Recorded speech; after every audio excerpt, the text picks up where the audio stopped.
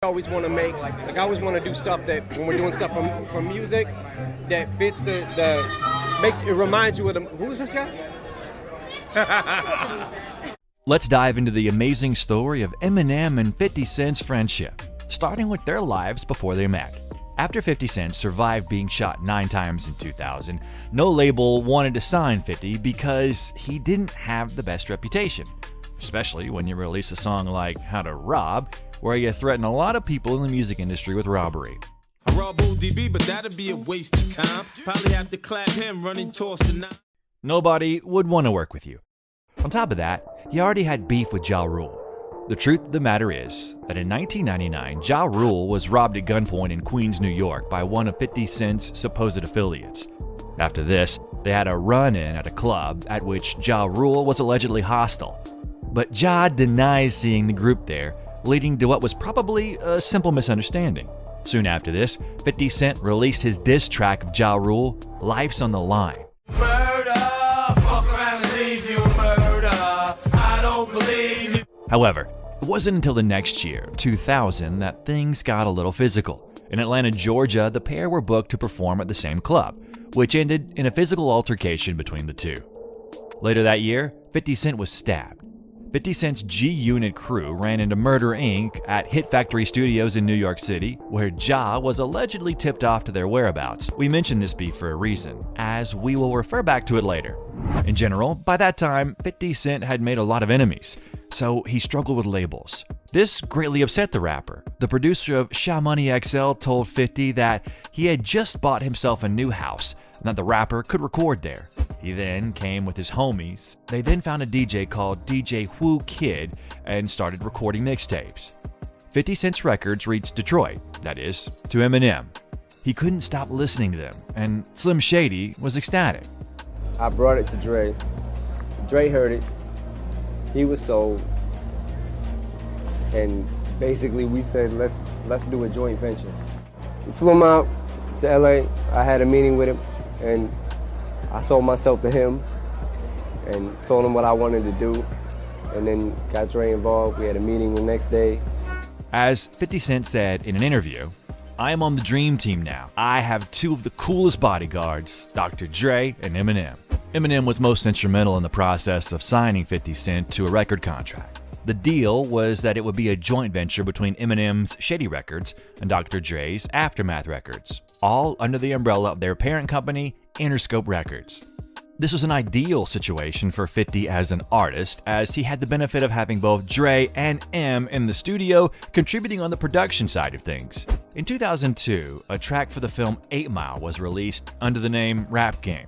I ain't digging no hole for this rap game. Man, I'm telling you, no, it ain't happening. In 2003, the historic album Get Rich or Die Trying was released. Eminem featured in 2 tracks. I got something for your ass. Keep thinking I'm pussy right now on the edge. So don't push my ain't patiently waiting to make it through all the hating, debating whether or not you can even weather the storm. By the way, in the song Patiently Waiting, 50 Cent called Marshall his favorite white boy. Eminem also took part in the legendary Indie Club music video, and in turn, 50 Cent mentioned his friend in the song. when you select Eminem, you get plenty of groupie love. Right here is Eminem's move, man, but I'ma hold on to this one. I'ma keep this one. He got a few of them. Let me just say something right quick. Every year, you don't get to keep these when you go backstage. They exchange them and everything, but I'm telling you, 50 is the only person that I've ever seen that's got to keep a moon, man. Yeah. Okay. What's up, 50? 50 told me if I win an award, he wants to come out here and hold this for me so he gets used to what moon men feel like and how heavy they are, because he's probably going to get a lot of them. The guys began to perform together, which caused their friendship to only grow stronger.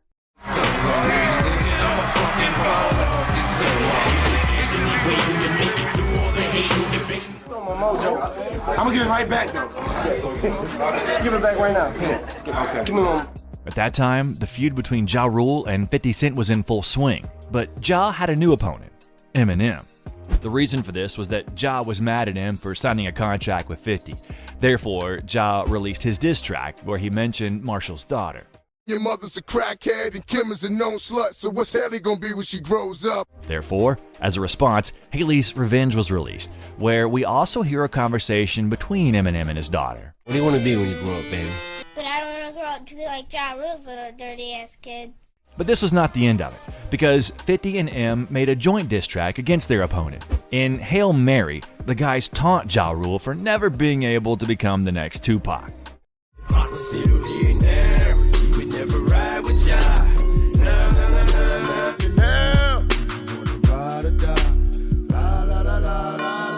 In 2006, these friends released what was perhaps their main joint hit, called You Don't Know. You know, it feels like that whenever we see each other again. You know what I'm saying? If we don't see each other for 3 months, and then, you know, then we do see each other, it's like the same. From 2002 to 2008, Eminem struggled greatly from his drug addiction. Ow! Ow! Ow! Damn. Hear me, man. You're not fucking hearing me. Don't fuck with the fucking witch, man. Don't fuck with the fucking witch. In 2006, M's health deteriorated exponentially, especially after his close friend Proof died. As Marshall himself says, it was a perfect reason to get high again. Sometimes he just laid in bed and cried. And in 2006, Marshall gained a lot of weight. During the peak of that period, weighed 230 pounds at 5'8". Check out just how high Eminem was in an interview where 50 Cent took part. Em, this is for you. You ready? Yeah. Now, shorty, she in the club. She dancing for dollars. She got a thing for the Gucci, the Fendi, the Prada. 50 Cent had to save the interview. I actually need him to make my music. So he'd be. Me and 50 have 3 songs together. There's Great. 3 songs together, and we have, like, we're all over the album. all over it. But, Which means you need but it. so is In one of the recent interviews, Eminem said the following: "I remember things started getting really, really bad when me, 50, and G-Unit did BET's 106th and Park. We performed You Don't Know on the show, and then we did an interview afterward. That's when the wheels started coming off. One of the hosts was talking to me and I could not understand a word she was saying. 50 had to cover for me and answer every question." Back to the addiction problem.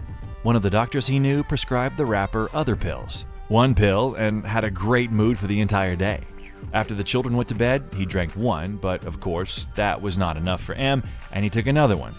But also that wasn't enough.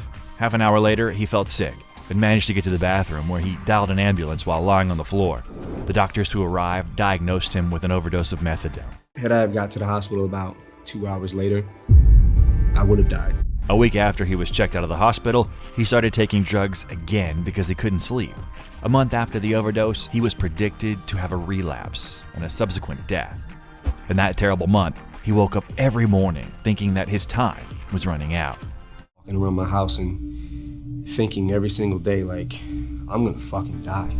After Eminem finished rehab, he released the album Relapse, which featured 50 Cent in a collaborative song titled Crack a Bottle. So crack a bottle, let your body waddle. Don't act like a snobby model, you just hit the lotto. According to 50 Cent, Eminem planned to drop Relapse 2, but changed his mind. Look at it and you go, creatively what he's deciding to put out. Like, we had a whole nother album when he did Relapse.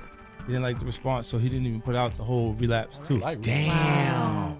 One of the songs that could have been on this album is called Is This Love?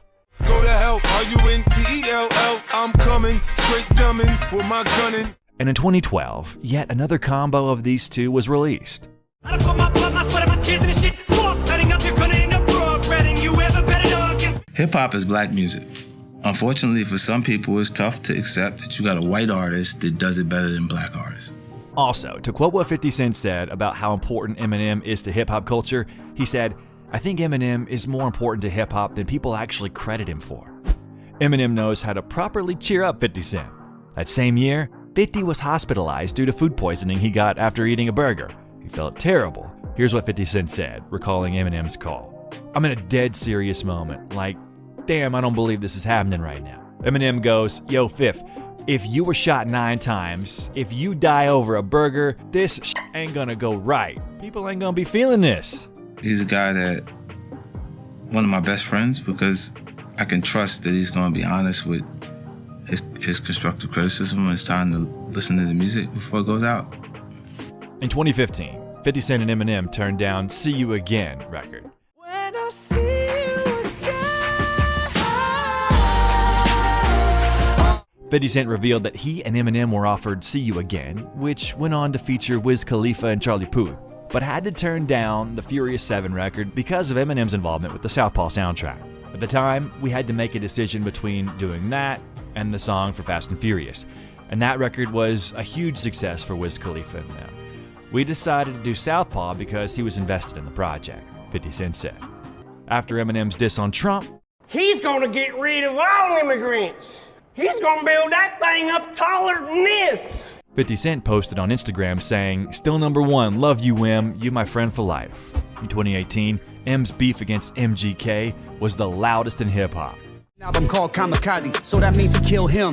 Already fucked one rapper's girl this week, don't make me call Kim. Kelly, they'll be putting your name next to John, next to Benzino. Die, motherfucker, like the last motherfucker saying Haley. After releasing Eminem's reply, 50 Cent naturally backed his close friend.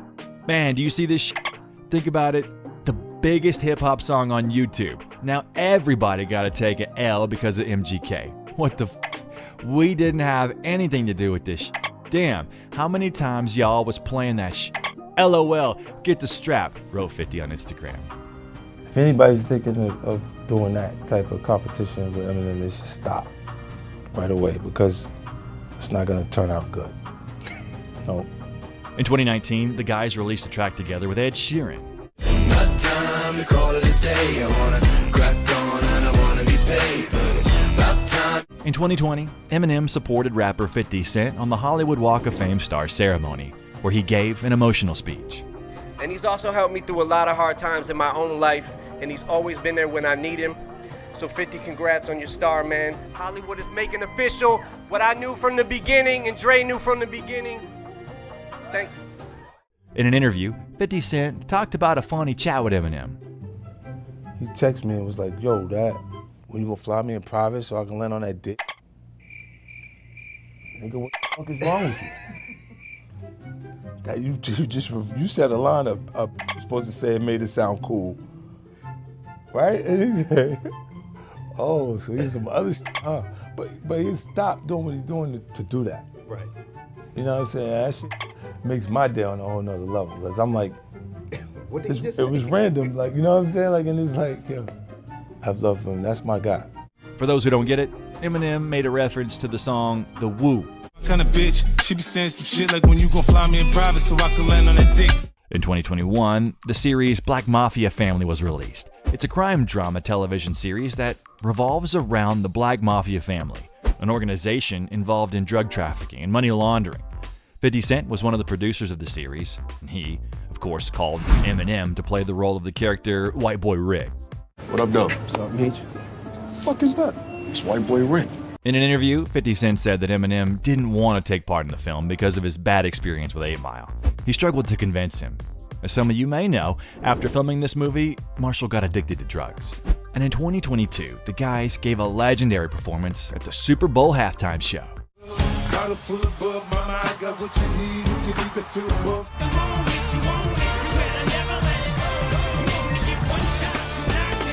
This performance caused a lot of controversy after Snoop Dogg went on Drink Champs. I hit the homie, the big homie Jay-Z, right? The white guy called for 50 Cent. Eminem called directly. And he said, That's yo, his guy. He said, I can't do it if I can't bring 50 up. But that's his guy. 50 Cent commented on this on his Instagram saying, "Why would he have to say that should be the question? Nor your big homie is running around trying to look like a gay painter." A shot at Hove's John Michael Basquiat-esque hairstyle. In a follow-up post, 50 Cent also wondered why Jay-Z referred to Eminem as a white guy rather than a title that more accurately represents his status in hip-hop culture. Why did he say the white boy? Why didn't he say the biggest rap artist in the world? M is looking at the entire legacy.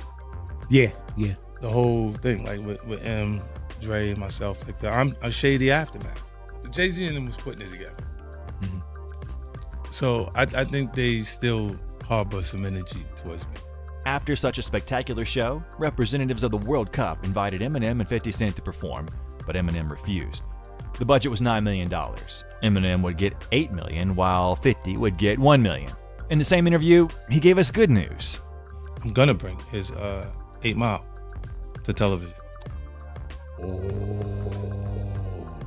Does he know that? Yes. Okay, just checking. How far along? How far Wow. along in the process are you guys of that? We're emotional. Like, I love him. That's my boy. Like, I put him right behind my grandmother. Wow. Him is your guy. Yeah, because he did the most for me. This is an example of a true friendship that will touch anyone and everyone's hearts. The next video I recommend you to watch is about how 50 Cent bullies his enemies and celebrities. Thanks everyone for watching, and see you soon.